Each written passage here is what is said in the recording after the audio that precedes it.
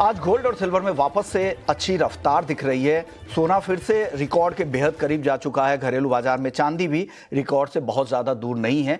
दोनों ही काउंटर में अच्छी मजबूती दिख रही है। तो कमोडिटी मार्केट में आज फिर से बुलियन में रफ्तार दिख रहा है। लेकिन आपको क्या करना है, मुनाफे की मंडी में हम ये तो आपको बताएंगे ही, साथ ही तमाम नॉन एग्री कमोडिटीज के बारे में चर्चा होगी और साथ ही आगे हमारे साथ 11:45 पर अमूल के एमडी भी होंगे जयंत मेहता। उनसे खास बातचीत होगी कि डेयरी सेक्टर की रफ्तार जीएसटी कटौती से कितनी बढ़ने वाली है, वो चर्चा भी करेंगे। लेकिन शुरुआत कर लेते हैं गोल्ड और सिल्वर से और बातचीत करने के लिए हमारे साथ दो मेहमान हैं। तरुण सत्संगी हैं और साथ ही अंकित कपूर हैं, कमोडिटी समाचार सिक्योरिटीज़ के को फाउंडर हैं। और तरुण जी, आप आर मनी में आ चुके हैं और आप नए प्रोफाइल में आज हमारे साथ जुड़े हैं और उसके लिए सबसे पहले आपको बधाई। और गोल्ड पर भी साथ ही हमारे दर्शकों को गाइड करें। गोल्ड जो नया हाई बना रहा है लगातार, इस तेजी में क्या करना चाहिए, नई सलाह क्या दे रहे हैं आप?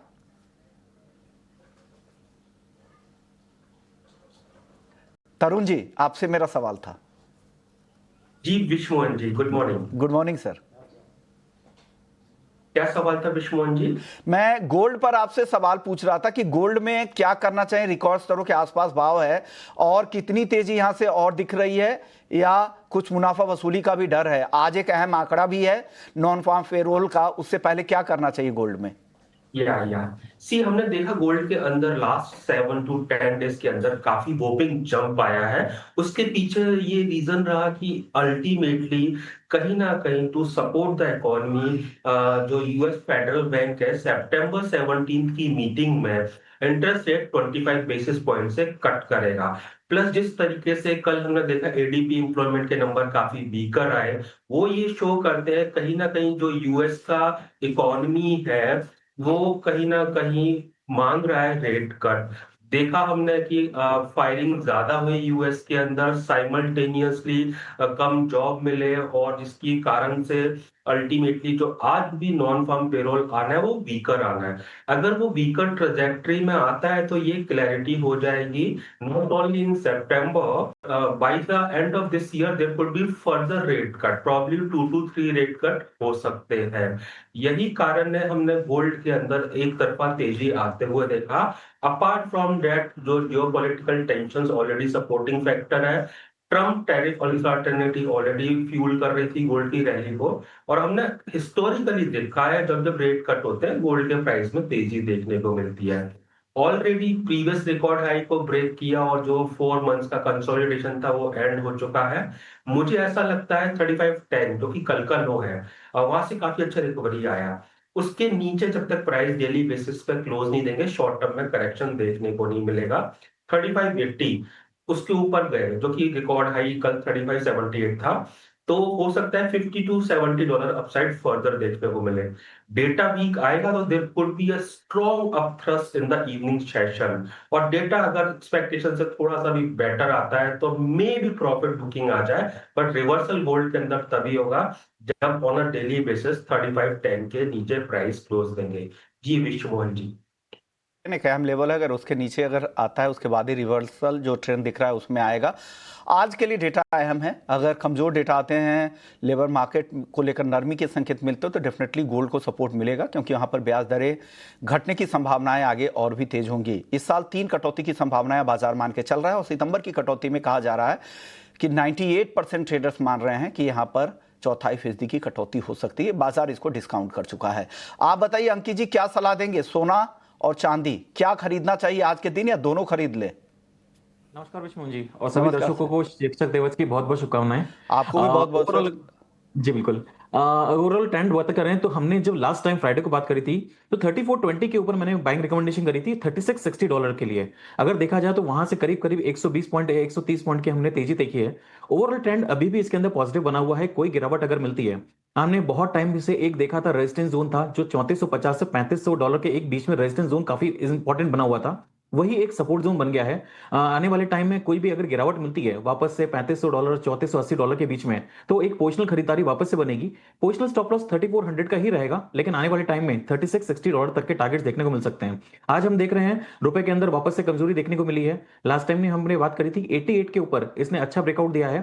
आने वाले टाइम में $90, 91, 90 और 91 तक के लेवल्स भी हमको देखने को मिल सकते हैं। इस तरीके की सिचुएशन के अंदर मुझे लगता है कि जो M6 गोल्ड है उसके अंदर बहुत बड़ी गिरावट की उम्मीद नहीं रहेगी। शॉर्ट टर्म की अगर बात करूं तो इंट्राडे में 1,06,600 के आसपास अगर मिलता है तो खरीदारी करके चल सकते हैं 1,06,000 के स्टॉप लॉस से। टारगेट हमें 1,07,800 तक इंट्राडे में देखने को मिल सकता है। ये इंट्राडे प्रोस्पेक्ट रहेगा क्योंकि आज डेटा भी है तो थोड़ा सा मोमेंटम रहेगा, लेकिन ओवरऑल सिनेरियो की बात करूं तो गोल्ड आने वाले टाइम में तेजी रहने वाला है।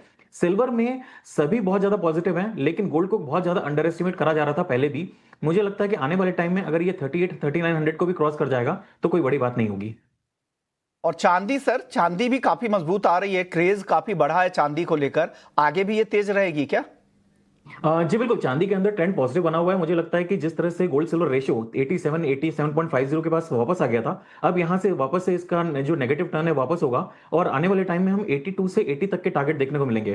तो लॉन्ग टर्म की अगर मैं बात करूं या फिर शॉर्ट टर्म में भी अगर मैं अगले 2 से 3 महीने की बात करूं तो चांदी के अंदर मुझे अच्छे खासे अपसाइड मोमेंटम दिख रहा है। हाल ही में जब लास्ट टाइम हमने बात करी थी फ्राइडे में तो 39.10 के ऊपर हमने बाइंग रिकमेंडेशन दिया था $42 तक के टारगेट्स के लिए।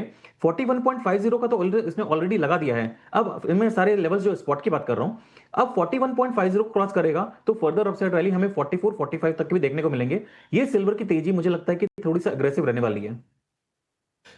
चांदी की तेजी यहां से एग्रेसिव रहेगी, आप भी मानते हैं क्या Tarun ji? Ji Vishnu ji.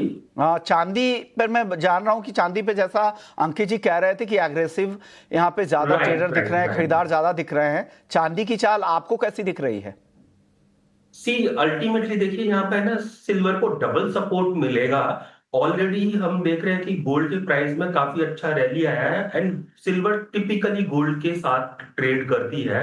Simultaneously industrial commodities actually gradually बढ़ना चालू हो गई है। इवन जो कॉपर दायरे में था वो रेजिस्टेंस ब्रेक कर कर फर्दर बढ़ चुका है एंड सिल्वर के केस में साइकोलॉजिकल लेवल था $39.50 रेजिस्टेंस एंड $40 उसको ब्रेक कर दिया है। जो रेंज था आई थिंक अभी वो हायर साइड पर रिवाइज हो गया है। मुझे ऐसा लगता है कि अगर हल्का सा भी डेटा वीक आता है तो गोल्ड में तो जंप आएगा ही, साइमल्टेनियसली सिल्वर ओवर परफॉर्म करेगी। प्रॉब्ली हो सकता है $44 $45 आने वाले हफ्तों में देखने को मिले।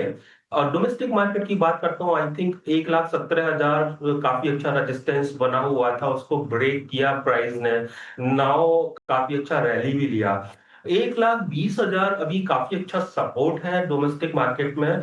जब तक हम इसके नीचे प्राइस को जाते हुए नहीं देखेंगे, मुझे ऐसा लगता है कि any point in time silver could jump higher following international market trend and probably 1,30,000 1,35,000 तक के भी प्राइस दिखा सकती है in the weeks to come.